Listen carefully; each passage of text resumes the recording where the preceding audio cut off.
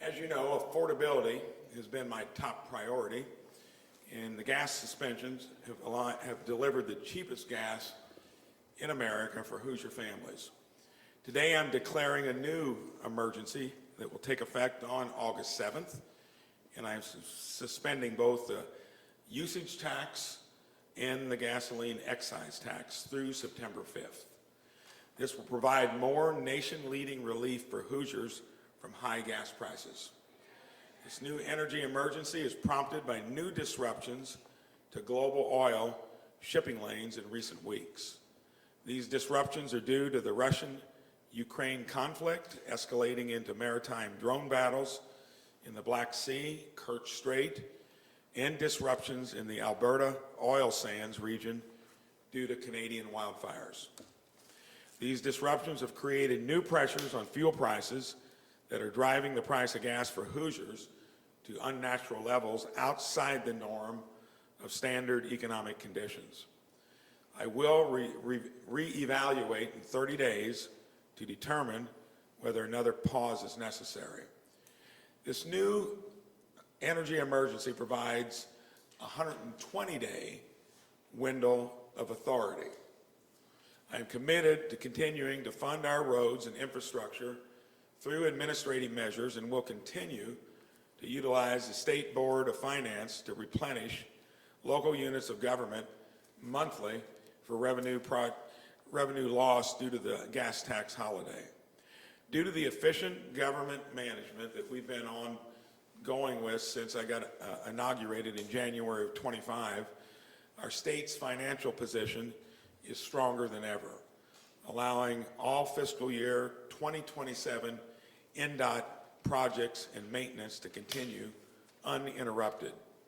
Because of our state's strong cash position, I have negotiated an agreement with House and Senate fiscal leadership to prioritize the use of funds available from the reserve balance during the 2027 budget session to replenish lost revenue from the gas tax holiday. The reserve balance is currently on track to be over $5 billion, and I'm committed to supporting our infrastructure and roads administratively until then. My recommended budget will tap our reserves to keep state and local infrastructure projects fully funded. This action will make life more affordable for Hoosier families and provide immediate, substantial relief from continuing high gas prices. I'll take any questions you might have. So, Governor, does the fact that you're now citing the conflict in Ukraine rather than the conflict in Iran allow you to reset the clock? It does. It's an additional burden that you got to take into account. The Iran conflict has got its own ebb and flow to it. When you had two other issues come into play, to me and the Attorney General, as well as members from both chambers, felt the same way. So you consulted with both the Attorney General and legislative leadership? We did. Do you anticipate any kind of legal challenge to this, or those who may try to question the authority? I would wonder who would probably try to challenge it when there's broad buy-in from current state government. It would be kind of maybe doing it for the sake of maybe you're against it in some other way that doesn't make sense. It's giving Hoosiers, probably Hoosiers that need the most help, where they're grappling with weekly and monthly items that they got to contend with, so I'd be surprised.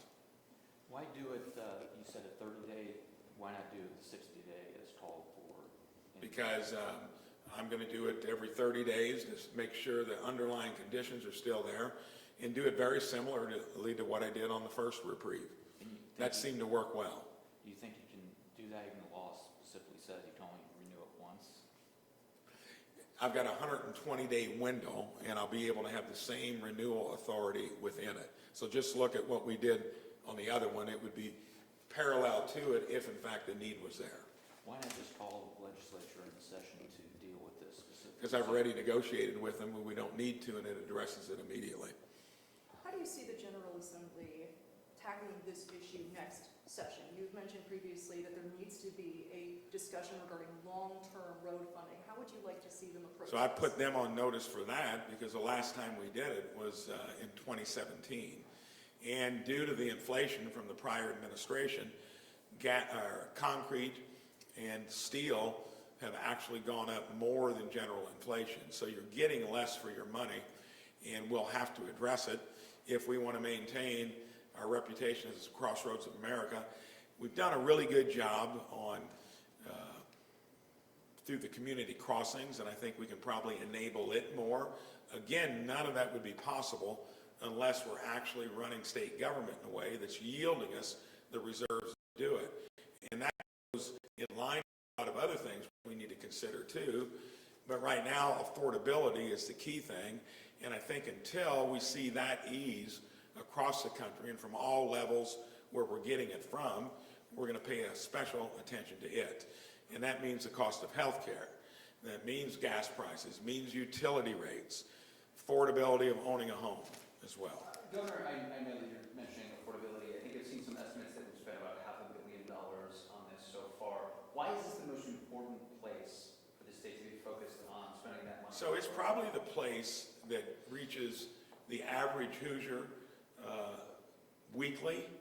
And if you're giving relief, even more than a tax refund, which would be broader, this is hitting people that deal with it as a kind of a must-have in their budget.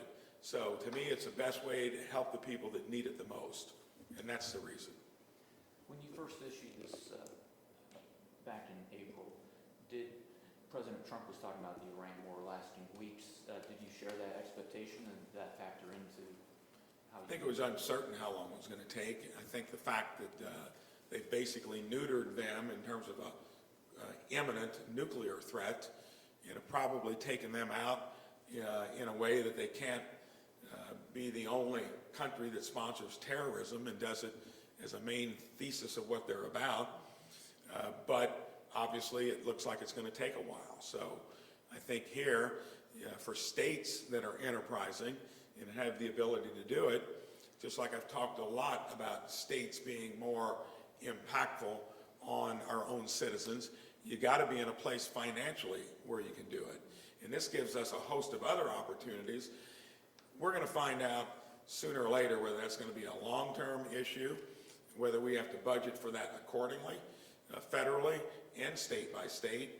We're in a good place to where we've got options. Response to Democrats saying that Indiana Republicans who are tight with the president should have a little conversation with him and encourage him that the war in Iran I is think not that's right. probably because they're lacking other things to talk about, and may see in an entrepreneurial administration like ours, we're really addressing things like the high cost of health care, things that they've always talked about but never been able to do much about. And I think that has something to do with it. They can try to deflect into that type of argument. I think most people would see through it. We ought to count our blessings that we've got options, that as a state, we're one of a few that can look at lighter taxation, doing more on issues we need to do better at, and I've cited those: early childhood learning, infrastructure, because any state's going to have to treat that differently because of the inflation we got from the last administration. I'd ask them more about who created the inflation and what is their response to that, and trying to be the party of affordability most people probably wouldn't buy. So I think we're in a good place. Governor, is there any danger that in spending the money here we'll have a harder time coming up with the money for instance, child care vouchers next year during session, which we've talked about? If we have the current trajectory that was created in just a year and a half, unless you make the faulty assumption that something would derail it, it won't be derailed because we're going to be doing the same kinds of things. And that's holding our own state government accountable to deliver better value, which we're doing, and do the things on economic development that we're getting in on the revenue side. So it'd be up to us, my administration and the legislature, to focus on what's been working and been working so well in just a year and a half. Remember, unemployment rate, 4.4%, January 25, 3.3. Economic growth, twice as fast as Ohio and Illinois, 3 times as fast as Kentucky, 6 times as fast as Michigan. So a lot has been done in a short period of time. Don't think it's a fluke. We need to make sure we stay on course there. because then it gives us opportunities to do a lot of things others just couldn't do. You said you had a 120-day window. Are you also crafting a plan should the war go past that 120-day deadline? This is not based upon the war. This is an emergency based upon what's happening in Canada and Russia and Ukraine. I'll look at that, and if there would be something else that would come up, an emergency has to be based upon something that, like we did in the first place, that was definable. This is definable as well. But should we still see inflationary pressures from activities going on abroad? It would have to be based upon a definable emergency that you could clarify, not generally. How long do you expect to continue renewing the suspensions? Do you expect this tax holiday to last the full 1? I'm going to see if the underlying issues, justifying it, would soften over time. And if not, you can look to see what we did on the first one and be viewing it very similarly. And I think, again, it's probably given our own citizens, taxpayers, the most direct relief that you can get. And to me, it's been probably pretty well received across the board. With this likely going over $1 billion in foregone revenue, does that put, do you think there's any risk to infrastructure? Not when you're generating a $2 billion a year excess surplus. It would be contingent upon what we can keep doing, and each year going forward, we should have the same benefits from what we've already saved. If our economic development programs work, we should be able to get that. It'll be dependent on how we can keep what the trajectory will be into the future, but it certainly doesn't put us in peril in the short run. Where's that $2 billion surplus coming from? Is that tech investment? I've told you several times, it's coming from about $1 billion in more revenues coming into our state coffers, and about $1 billion in running state government more efficiently and more effectively, meaning we're getting more done with less. We've really been attending to that from day one. Don't get much credit for it, but this is the dividend paying off, So you're going to take this in 30-day increments up to 120 days? just like I did on the prior one. We'll look at it through that 30-day period and make a decision, right before we need to renew it. Have you spoken with President Trump at all about these conflicts abroad? Have you pushed him to find ways to bring them to an end sooner rather than later? I mean, he's getting plenty of input from that across the board, and he's juggling two big issues there, trying to do what no other president did in dealing with an unruly rogue nation, Iran, and of course their stubbornness, knowing that it would probably hurt him politically. I do believe it's very clear, and I'll end it with this. Affordability is real. And of any governor in the country that's focused on it, we've been able to deliver the most tangible relief. And as long as that's an issue, until inflation does come down generally, and currently the only thing ginning up inflation beyond the 2% would be fuel prices. So we're the state that can actually help. Others would probably want to do it, probably didn't feel confident enough in their own economies or running their governments more efficiently. Thank you so much. Appreciate it.